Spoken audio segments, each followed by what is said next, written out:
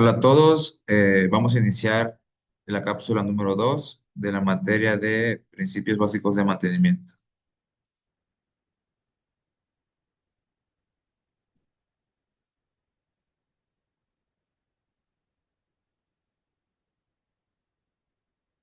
¿Ok? Bien.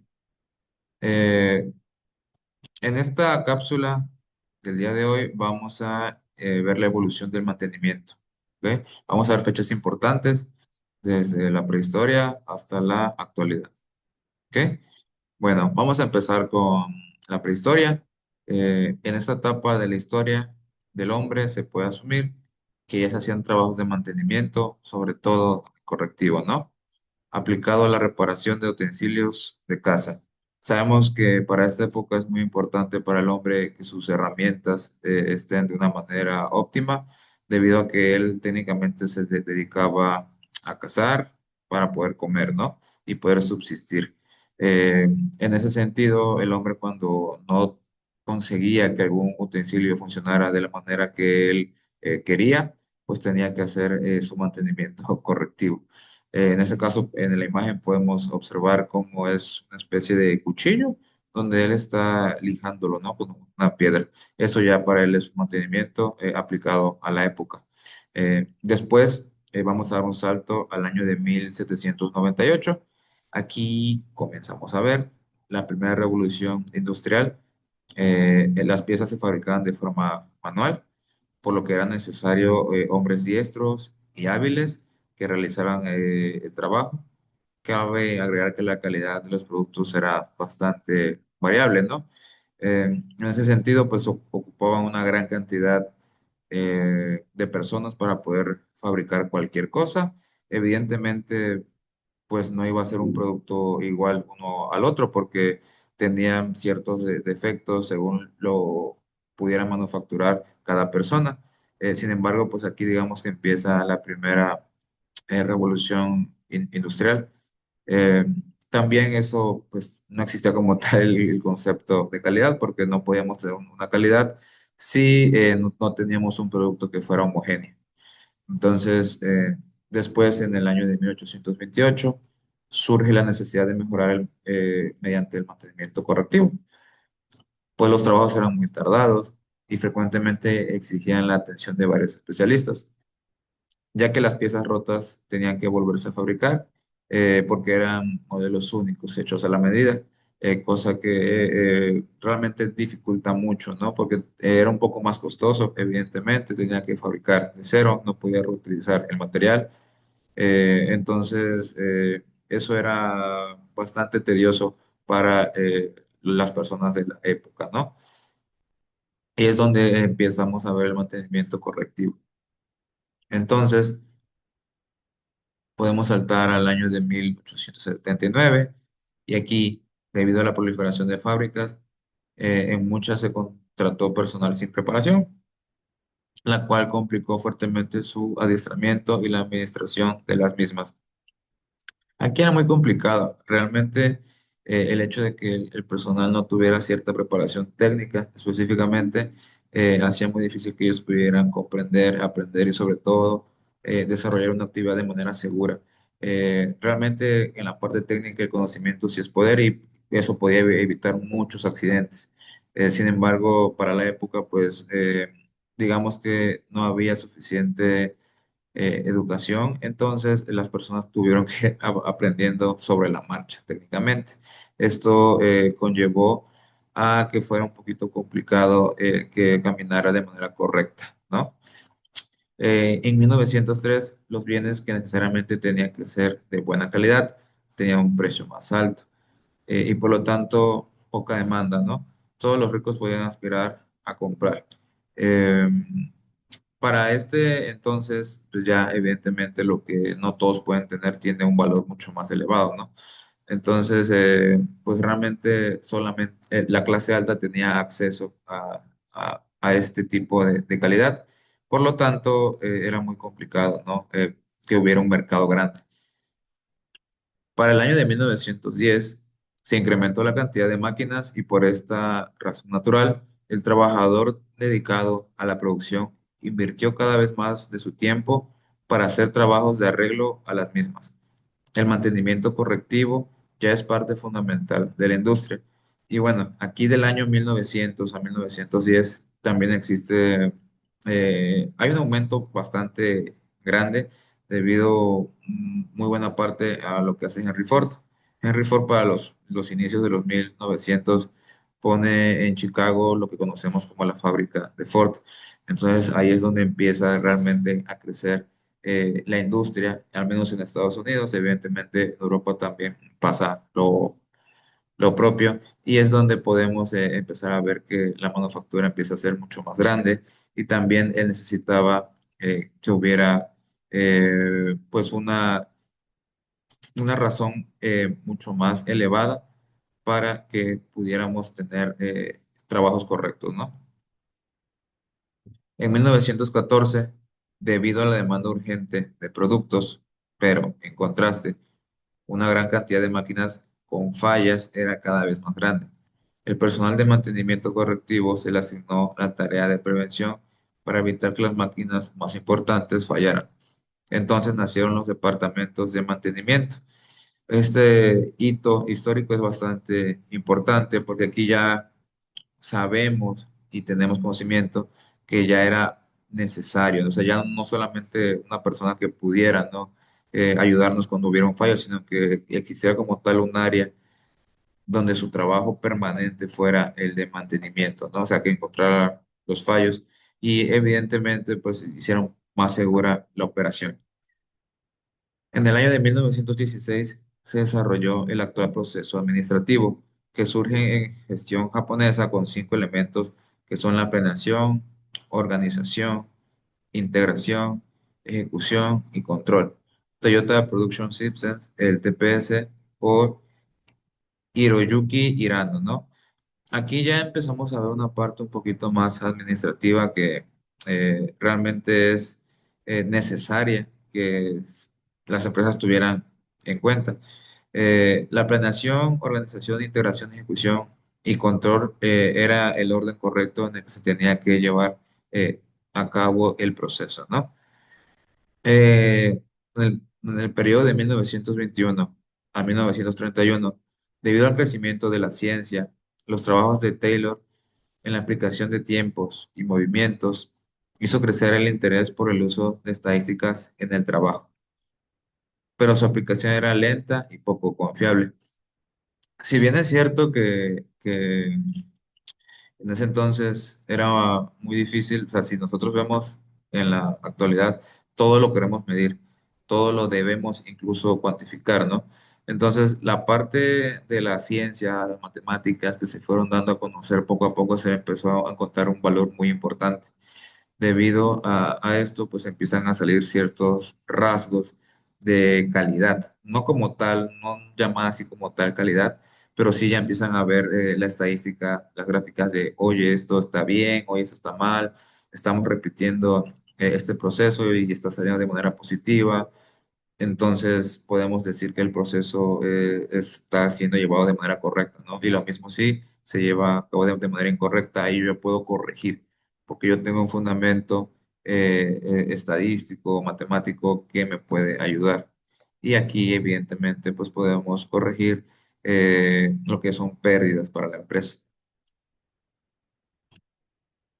En 1946 se creó la Sociedad Americana de Control de Calidad, de la cual fue socio el doctor Edward Deming.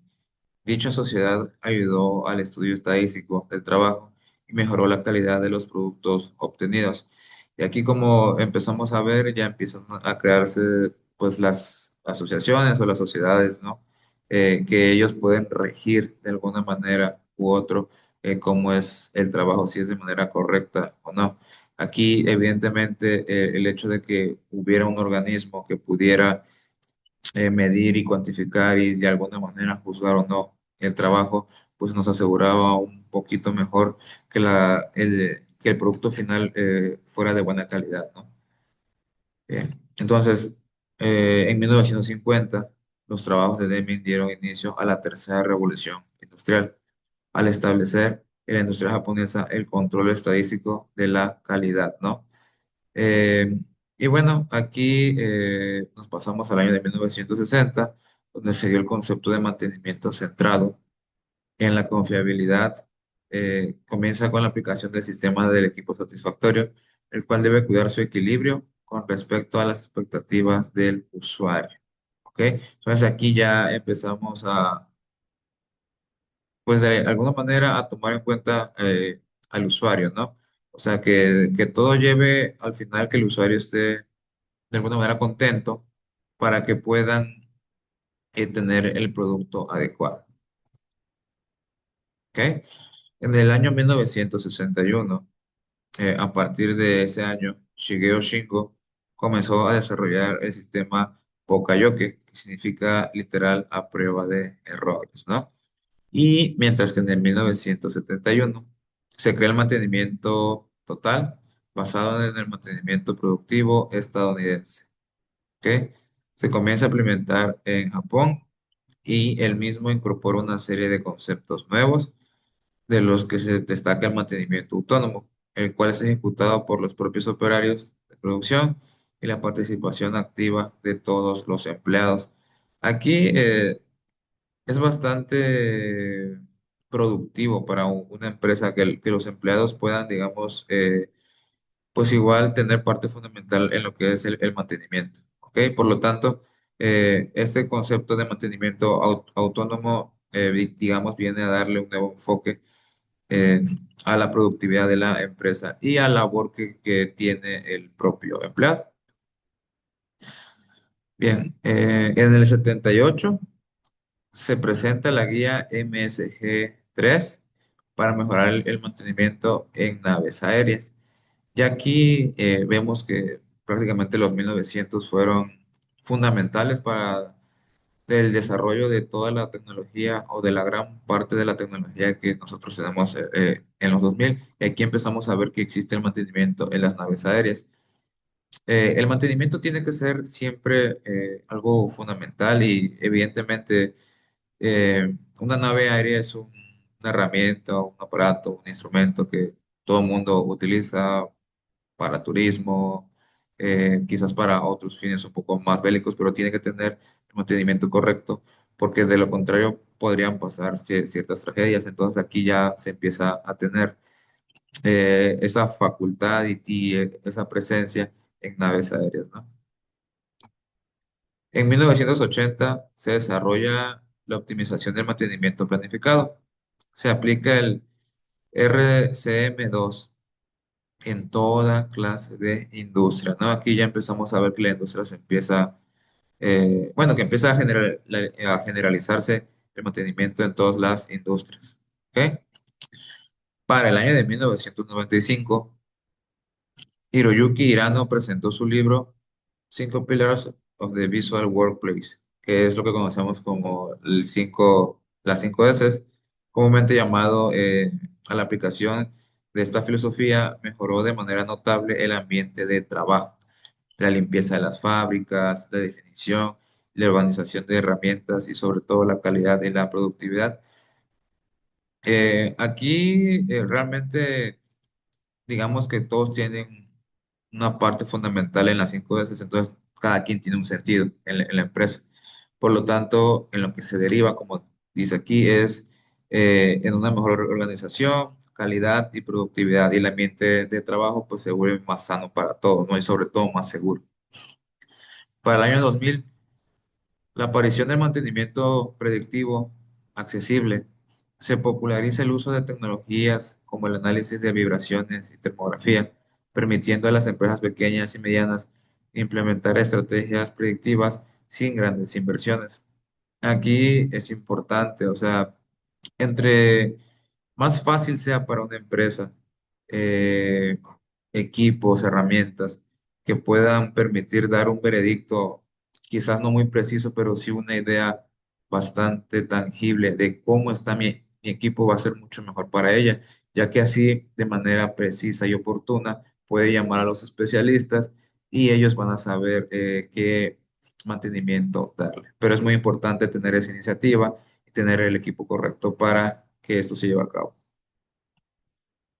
En el año 2002, la implementación de CMMS comienza con la adopción masiva de sistemas de gestión de mantenimiento asistido por computadora en empresas de manufactura, facilitando la planificación y seguimiento de las tareas. Aquí ya empiezan a jugar un rol importante las computadoras realmente conforme vemos que pasa el tiempo, en teoría el mantenimiento debería ser un poco más sencillo, ¿no? Con toda la tecnología, con las bases de datos saliendo, y con el tiempo, o sea, podemos ver que un ejemplo muy típico son los escáneres de los coches. Realmente son herramientas que tienen una base de datos bastante amplia, que nos dan una idea muy general. Eso es un mantenimiento asistido, ¿ok? En el 2006 empiezan a aparecer organismos como ISO, la ISO 55000, se publica la norma ISO 55000, que establece los requisitos para un sistema de gestión de activos, promoviendo una visión estratégica y mantenimiento en las organizaciones. ¿Ok? Ya aquí empezamos a ver, incluso creo que todos hemos, aunque sea escuchado hablar de la ISO y sabemos que es algo importante, tiene que ver con la calidad y que tenemos que seguir como empresa. En el 2009, el mantenimiento sustentable. Se inicia el movimiento hacia prácticas de mantenimiento que consideran el impacto ambiental, promoviendo la eficiencia energética y reducción de residuos. Aquí es muy importante. Si bien el mantenimiento se podía llevar de muchas maneras, ya ahora empezamos a voltear a ver hacia el medio ambiente. La razón es simple, realmente con las revoluciones industriales que hemos tenido, se generaban muchos residuos y si bien al principio no se notaba las consecuencias del mismo, ya para esta época de 2009 ya se empieza a notar deterioros en la capa de ozono, cierta contaminación del agua, del aire, entre otros, ¿no? Y es ahí donde dicen, bueno, sí tenemos que darle mantenimiento, no vamos a parar esto, pero sí tenemos que hacerlo de una manera más responsable con el medio ambiente. ¿Ok? En el 2012, Smart Maintenance, se populariza el término de Smart Maintenance, que hace referencia al uso de tecnologías inteligentes como la inteligencia artificial y el análisis del Big Data en la gestión del mantenimiento. O sea, ya aquí empieza a nacer eh, el uso de inteligencia artificial. Si bien actualmente estamos como relacionándonos un poco más, el desarrollo lleva ya varios años.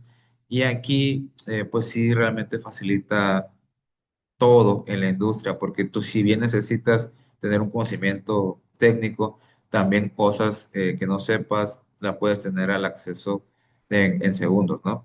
Entonces ahí con tu conocimiento técnico, aunque no sea muy elevado, más la inteligencia artificial, puede ser mucho más sencillo poder darle seguimiento a un trabajo, a una herramienta y que todo salga de manera eficiente. En el 2019, el 5G en mantenimiento industrial, se inicia la implementación de redes 5G en entornos industriales, facilitando la transmisión de grandes volúmenes de datos en tiempo real y el mantenimiento predictivo. Aquí, pues realmente esto está bastante cerca. Es algo que el 5G se venía trabajando y ya aquí empieza a facilitar mucho los datos, ¿no? Realmente la velocidad con la que se cuentan con ellos es bastante impresionante. Y ahora, para el 2020, el hito histórico que nosotros vivimos fue la pandemia del COVID. La crisis sanitaria global obliga a las empresas a adaptar sus estrategias de mantenimiento, priorizando la seguridad y la continuidad operativa en entornos cambiantes. Aquí, en el caso de la pandemia, o sea, justamente lo que venimos platicando, el Smart Maintenance, el 5G empieza a hacer que el mantenimiento sea un poquito más automatizado y que sea un poco más sencillo, ¿no? Porque recordemos que los equipos no podrían ser manipulados por muchas personas debido a que justo el COVID se podía propagar de una manera mucho más rápida. Entonces tenían que ser operados por una persona y esa persona pues tenía que estar suficientemente enterada de lo que pasaba y lo que es la inteligencia artificial y otras, pues hacía mucho más fácil esa tarea. En el 2023, mantenimiento 4.0. Este integra tecnologías avanzadas como la inteligencia artificial, el Internet de las cosas y el análisis del Big Data en la gestión del momento. Aquí, realmente, si bien tenemos una base de datos bastante grande, o sea, muchas veces nos podemos perder en esa información. O sea, hay tanta información que uno luego no sabe cómo discernir, ¿no? Qué información tomar, cuál sí, cuál no. Y es donde, tras ese mar de información, entra la inteligencia artificial, donde tú le puedes indicar qué quieres exactamente y en ese mar de información ella va a tomar lo que realmente necesites, lo que lo hace mucho más sencillo, evidentemente. Sin embargo, hay que saberla utilizar y manipular para que eh, nos dé la información correcta y concreta. Y del 2024 a la actualidad, los avances del mantenimiento continuo han transformado la forma en que las industrias gestionan sus activos, pasando de enfoques reactivos a estrategias proactivas y predictivas. Gracias a tecnologías como sensores inteligentes, monitoreo en tiempo real, Internet de las cosas y análisis de datos, es posible anticipar fallas antes de que estos ocurran, optimizar los tiempos de intervención y prolongar la vida útil de los equipos. ¿Ok? Además, la integración con sistemas de gestión de mantenimiento asistidos por computadora y la aplicación de metodologías como mantenimiento centrado en confiabilidad, eh, RMC, Lean Maintenance, han permitido mejorar la eficiencia operativa, reducción de costos y garantizar los procesos más seguros y sostenibles. Y bueno, aquí con esta diapositiva terminamos la cápsula número 2 y de mi parte es todo. Adiós.